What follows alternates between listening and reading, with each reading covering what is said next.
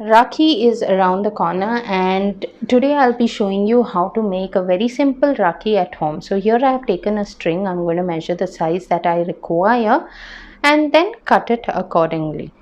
Once I have made a cut, then remaining is working on the middle portion of that thread.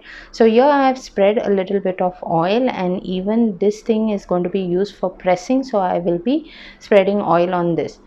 Now what I'll be doing is, once I have spread the oil nicely on that portion where the oil is, I'm going to put glue, hot glue. So now the design is of your choice. You can make circular, you can make straight, you can make triangle. This is totally your call. But over here, as you can see, I'm just making a simple straight one, which is going to have the wordings on it. And you'll have to make this straight layer a little bit thick, because when we press it down, it is going to come off flat. Once I am done, I'm making a thick bit of the glue, the hot glue, remove it off, and then before pressing I will place the thread. Approx check which is the center and press the thread within.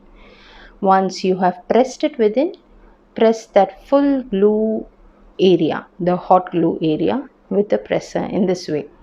You can take anything which is flat surface, but see that it can bear the heat. And now we'll just try to remove it off, and there, that's out.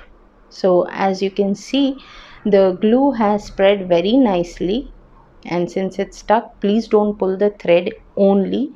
Hold the thread along with the glue portion and then pull it off. Now here I am going to write best brother, best bhaiya, whatever you want, whatever message you want, and then on top of the writing I am going to put transparent nail polish, yes, so that it doesn't go when it's washed. So a little with a bead decoration is what enhances the beauty of this Rakhi.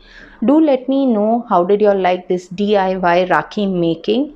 I will wait for your comments, and for those of y'all who are new out here, do not forget to subscribe to my channel. I'll see you next time with many other hacks. Bye.